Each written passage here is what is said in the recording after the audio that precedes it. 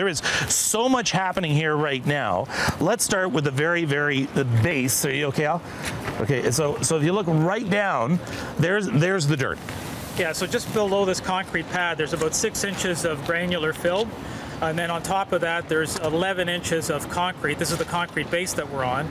Once the rails are set on the ties and the ties properly positioned, both in elevation and in curvature, then there's an infill layer of concrete about 9 inches. And then once that is in place and the rails are set, then there's about another 7 inches of concrete on top of that, just to bring the concrete flush with the top of the rails. So all told, there's about 28 inches of concrete. This is fairly substantive. Yeah, because if you look at the concrete right here, right. So this is, what is that? That's the roadway. This is part of the roadway here right now.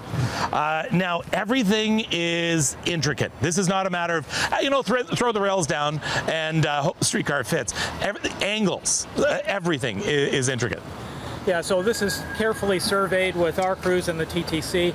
As you can see what's happened now, initially when we broke up the concrete, removed the old rail, then the next work is then to basically set the base and then the concrete base as well.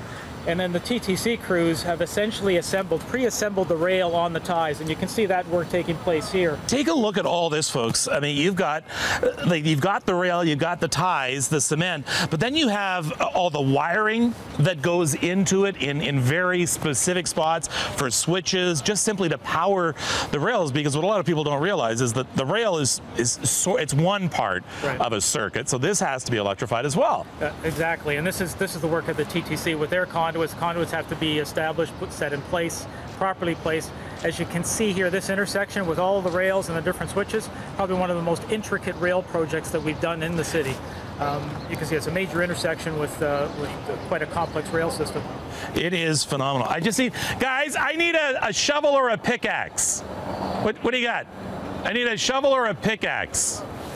Bring a shovel over here. A shovel. Just a small one. Just a small one. I'm going to re-dig. I'm going to change the alignment. I think people at Ryerson will be happy the streetcar went all the way up, Victoria. I think so. But no, oh, here we go. That's good. All right. Here we go. Because what we're going to do right now, I already asked permission to do this, so we're going to be okay.